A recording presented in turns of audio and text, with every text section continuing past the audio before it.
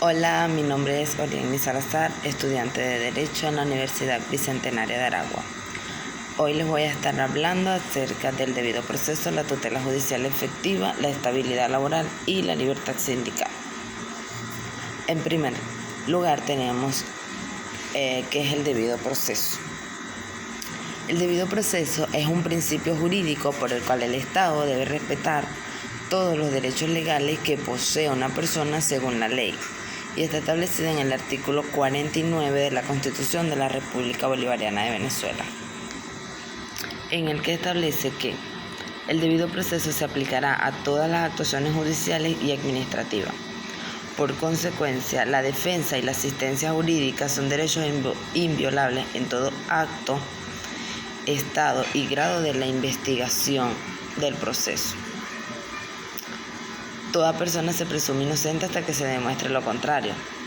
Toda persona tiene derecho a ser oída en cualquier clase de proceso. Toda persona tiene derecho a ser juzgada por sus jueces naturales.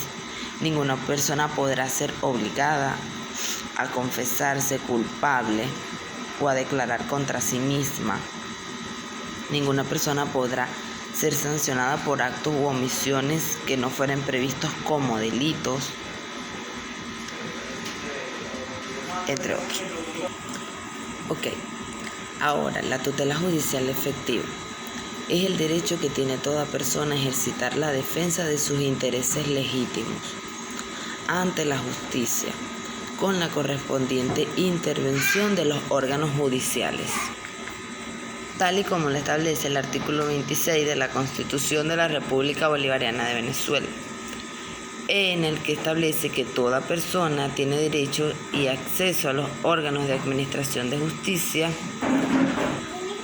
para hacer valer sus derechos e intereses, incluso los colectivos, a la tutela efectiva de los mismos.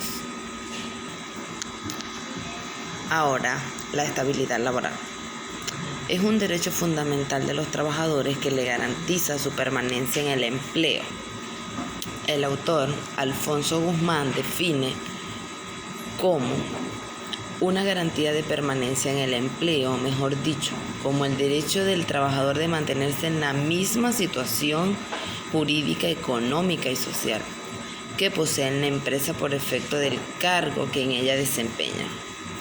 Es reconocida en nuestra Carta Magna en su artículo 93 y en la Ley Orgánica del Trabajo en su artículo 85. El artículo 93 de nuestra Carta Magna expresa que la ley garantizará la estabilidad en el trabajo y dispondrá de todo lo conducente para limitar toda forma de despido no justificado.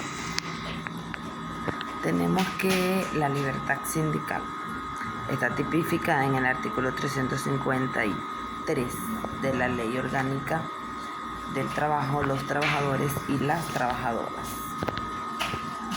en el cual establece que los trabajadores sin distinción alguna y sin autorización previa tienen derecho a constituir libremente las organizaciones sindicales que estimen conveniente para la mejor defensa de sus derechos e intereses. El artículo 354 nos habla de la autonomía sindical. Dice que todas las organizaciones sindicales tienen derecho a tener plena autonomía en su funcionamiento y gozarán de la protección especial del Estado para el cumplimiento de sus fines. La libertad sindical de los trabajadores comprende el derecho que tienen a organizarse para la defensa de sus derechos en el proceso social del trabajo, afiliarse libremente a la organización sindical que decida, elegir y ser electo como representante sindical, ejercer libremente la actividad sindical, entre otros.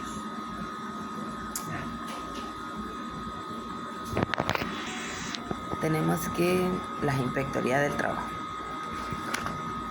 El artículo 506 de la Ley Orgánica del Trabajo, los trabajadores y las trabajadoras establece que en todos los estados del país funcionará al menos una Inspectoría del Trabajo dependiente del Ministerio del Poder Popular con competencia en trabajo y seguridad social para facilitar la atención de los trabajadores y las trabajadoras.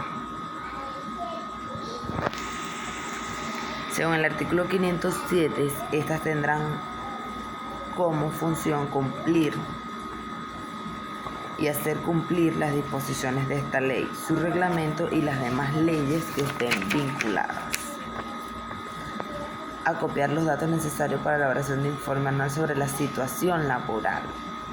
Mediar en la solución de los reclamos individuales de los trabajadores. Vigilar el cumplimiento de la protección del estado de fueros o inamovilidad laboral de los trabajadores, entre otros. Por último, tenemos que en el artículo 521 de la presente ley nos habla de las sanciones y nos dice que las infracciones a las disposiciones de esta ley serán objeto de las sanciones establecidas en este título sin perjuicio de las acciones administrativas, civiles y penales a que hubiere lugar.